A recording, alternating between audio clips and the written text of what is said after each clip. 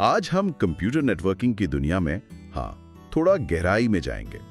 इसकी जो फंडामेंटल्स हैं और ख़ास तौर पर इसकी जो बेनिफिट्स हैं उनको समझने की कोशिश करेंगे। ये जो सारी इन्फॉर्मेशन है ये जावेद हसन सूफी के आर्टिकल से ली गई है, the fundamentals and benefits of computer networking. तो हमारा मकसद सीधा सा है कि इस टॉपिक के कोर कॉन्सेप्ट्स और इसके जो प्रैक्टिकल एडवांटेजेस हैं उन्हें अच्छी तरह आसान तरीके से समझ लें। तो फिर शुरू करते हैं बिल्कुल बेसिक से। कंप्यूटर नेटवर्किंग आखिर ये है क्या चीज?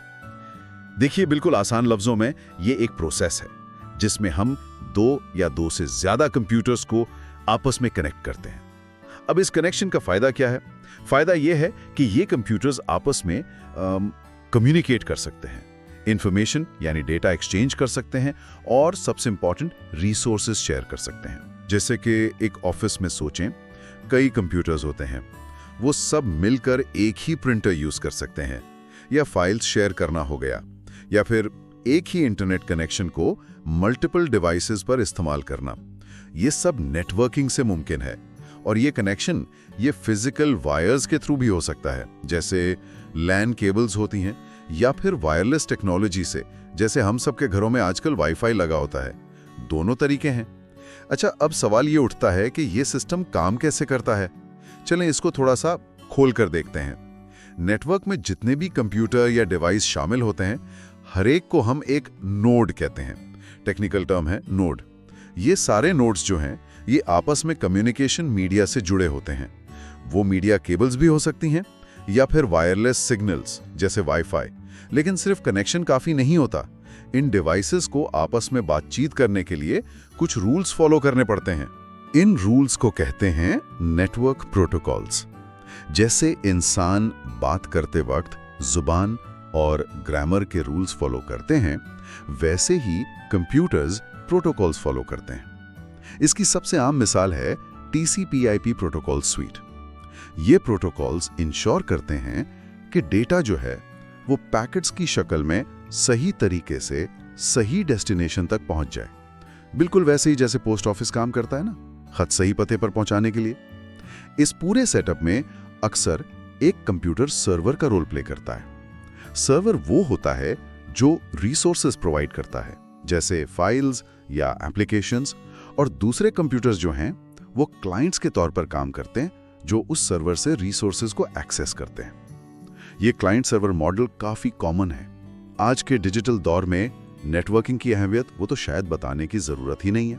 आप खुद सोचे, हमारी रोजमर्रा की जिंदगी की कितनी सारी एक्टिविटीज, ऑनलाइन बैंकिंग हो गई, ऑनलाइन तालीम, ई-कॉमर्स यानी ऑनलाइन शॉपिंग, दोस्तों से बातचीत, सोशल मीडिया, ये सब कुछ कंप्यूटर नेटवर्क्स पर ही तो डिपेंड करता है। इस टेक्नोलॉजी ने पूरी दुनिया में इंफॉर्मेशन शेयरिंग को न सिर्फ बहुत तेज बना दिया है, बल्कि पहले से कहीं ज्यादा सस्ता और आसान भी कर दिया है। एक क्लिक करते हैं और इंफॉर्मेशन दुनिया के एक कोने से दूसरे कोने तक। चलिए अब आते हैं इसके कुछ मेन फवायद यानी एडवांटेजेस की तरफ। सबसे पहला और शायद सबसे वाज़ेह फायदा है रिसोर्स शेयरिंग।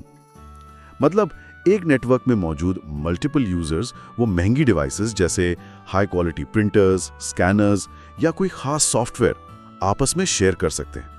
इससे क्या होता है, हर यूजर के लिए अलग से डिवाइस खरीदने की जरूरत नहीं रहती। तो सीधी सी बात है, कॉस्ट बचती है। इसी तरह एक इंटरनेट कनेक्शन को भी घर या ऑफिस में सब लोग शेयर कर सकते हैं। इस होता है अगर टीम्स काम कर रही हैं तो उनके लिए कोलैबोरेशन करना बहुत आसान हो जाता है। वो शेयर्ड फोल्डर्स या ड्राइव्स पर मिलकर काम कर सकते हैं। फिर है कम्युनिकेशन। इसका असर तो बहुत ही क्लियर है। नेटवर्किंग की वजह से ही तो हम ये सब चीज़ें इस्तेमाल कर पाते हैं। ईमेल्स, इंस्टेंट मैसेजिंग या चैट, और हाँ, वीडियो कॉन्फ्रेंसिंग। लोग रियल टाइम में दुनिया के किसी भी हिस्से में बैठे हुए लोगों से कनेक्ट कर सकते हैं, आइडियाज शेयर कर सकते हैं, ऑनलाइन मीटिंग्स कर सकते हैं। फासले कम हो गए हैं। फिर डेटा को मैनेज करने के लिए नेटवर्किंग सेंट्रलाइज्ड मैनेजमेंट की सहूलत देता है। इसका मतलब यह है कि जो इंपॉर्टेंट डेटा है या एप्लीकेशंस हैं, उनको एक सेंट्रल जगह यानी सर्वर पर स्टोर और मैनेज किया जा सकता है।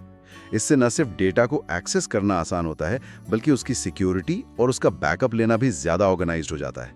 जो IT एडमिनिस्ट्रेटर्स होते हैं, उनके लिए पूरे नेटवर्क को मैनेज करना भी आसान हो जाता है। अगर हम फाइनेंशियल एंगल से देखें तो कॉस्ट सेविंग एक बहुत बड़ा एडवांटेज है।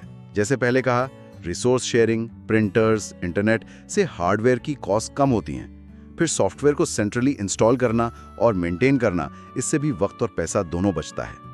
ओवरऑल काम करने की एफिशिएंसी बढ़ जाती है, जिससे इनडायरेक्टली भी कॉस्ट सेविंग्स होती हैं। और आखिर में, लेकिन बहुत इंपॉर्टेंट, सिक्योरिटी और सेफ्टी के लिहाज से डेटा बैकअप एंड सिक्योरिटी बेहतर हो जाती है।